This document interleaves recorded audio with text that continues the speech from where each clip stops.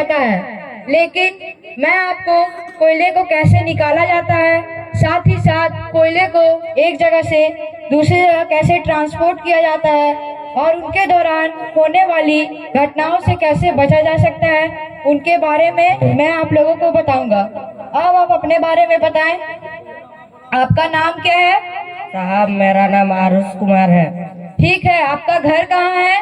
साहब मेरा घर न्यू बटोला में है। ठीक है, तो अच्छा, आपके घर में कौन कौन रहते हैं? साहब मेरे घर में दादा दादी, मम्मी पापा, भाई बहन और मेरे बीवी बच्चे रहते हैं। ठीक है, मैं आशा करता हूँ कि आपका परिवार भी आरुष कुमार के परिवार जैसा होगा। दोस्तों, चलिए अब हम लोग बात करते हैं कि हम लोगों को काम का अवसर क्यों मिलता है। क्या कोई बताएगा? हम काम अच्छा करते हैं इसलिए। ठीक है, और कोई? काम जानते हैं इसलिए। ठीक है, और कोई? हमारा स्वास्थ्य अच्छा रहता है इसलिए। बिल्कुल सही, ईश्वर ने हमें एक स्वस्थ शरीर दिया है और हमारे हाथ पैर भी सलामत है और प्रकृति ने हमें अपंग नहीं बनाया। अगर हम लोग विकलांग होते तो हमारी काम की संभावना कम हो जाती। दोस्तों, इसलिए हमें इस बात का पूरा ध्यान रखना चाहिए कि हमारा स्वास्थ्य ही हमारे लिए जीवन में सबसे मूल्यवान वस्तु है। दोस्तों, चलिए अब हम लोग बात करते हैं कि हम लोगों को काम की आवश्यकता क्यों होती है। सर मैं बताऊंगा। हाँ बताओ। काम करने से हमारा परिवार का खर्च चलता है इसलिए। ठीक है, और कोई?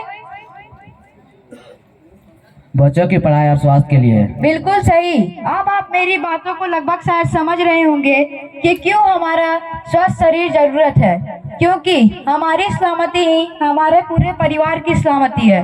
दोस्तों, चलिए अब हम लोग बात करते हैं कि दोस्तों, मैं आपसे इस तरह का प्रश्न इसलिए पूछ रहा हूँ कि जब हमारे घर में परिवार है तो उनके कुछ खर्चे भी है, जैसे माँ का इलाज, बहन की शादी, लोन चुकाना, घर बनाना, बीवी बाल बच्चों की जरूरतें इत्यादि।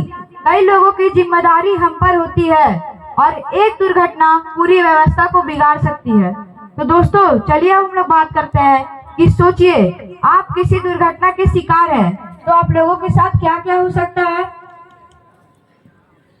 साहब जान भी जा सकती है। ठीक है, और कोई? हाथ पैर खराब हो सकता है। बिल्कुल सही। तो सोचिए, एक जरा सी लापरवाही से हुई दुर्घटना कितनी मुश्किलें लेके आती है। तो दोस्तों सोचिए, आप और अगर चोट जानलेवा नहीं है और कुछ समय में ठीक हो सकते हैं, तो क्या उस समय थोड़े खतरे उठाकर काम करना सही है? नहीं सर, जब तक हमारे चोट पूरी तरह से ठीक नहीं हो जाते तो हम काम पर नहीं आ सकते। इलाज तो अलग ही परेशानी है, आमदनी भी बंद हो जाती है और अगर हमारे शरीर के हाथ या पैर पूरी तरह से खराब हो जाते हैं तो हमें कहीं भी काम नहीं मिलेगा। ठीक है, तो सोचिए दोस्तों, एक जरा सी लापरवाही से हुई दुर्घटना कितनी मुश्किलें लेके आती है। दोस्तों, अब हम लोग समझ चुके हैं कि दुर्घटना से क्या हानियां हैं, तो चलिए अब हम लोग समझते हैं दुर्घटना होती क्यों है। दुर्घटना तो ईश्वर की मर्जी से होती है। नहीं, गलत। और कोई? साहब दुर्घटना तो हमारी लापरवाही से होती है। बिल्कुल सही, दुर्घटना हमारी लापरवाही से होती है और ईश्वर भी उन्हीं की मदद करता है जो अपनी खुद रक्षा करता है। सही कहा साहब आपने, अगर खुद की पैर पर कुल्हाड़ी मारेंगे तो चोट तो लगनी ही लगनी है। ठीक है, दुर्घटना होने के 3 मुख्य कारण।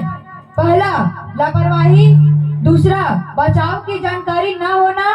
तीसरा, अति आत्मविश्वास होना। साहब थोड़ा विस्तार से बताए तो कुछ ज्यादा समझ आए।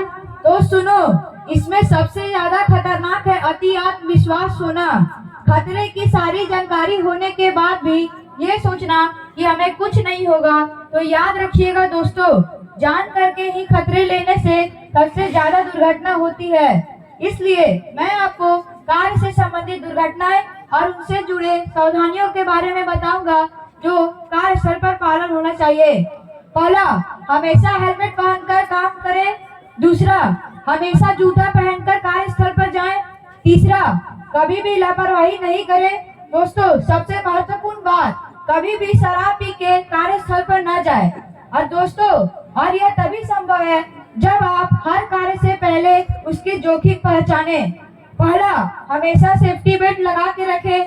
दूसरा, कभी भी लापरवाही नहीं करें। तीसरा, नियमों का पालन करें। कुछ नहीं होगा जैसे खतरनाक विचारों को मन से निकाल दे। दोस्तों, याद रखें, काम दोबारा मिल जाएगा लेकिन जिंदगी दोबारा नहीं। आपकी सलामती ही आपके पूरे परिवार की मुस्कान है और आपकी हिम्मत ही उनका भविष्य है। इसलिए दोस्तों, आज से और अभी से हम लोग ये संकल्प लेते हैं,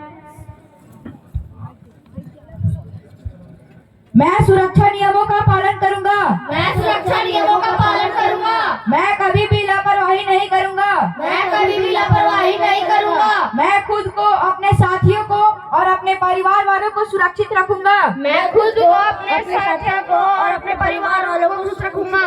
मैं कभी भी कार्यस्थल पर मोबाइल का प्रयोग नहीं करूंगा। मैं कभी भी कार्यस्थल पर मोबाइल का प्रयोग नहीं करूंगा। दोस्तों, यही सच्ची जिम्मेदारी है, यही असली इंसानियत है और यही हमारा सेफ्टी कल्चर है। धन्यवाद। धन्यवाद।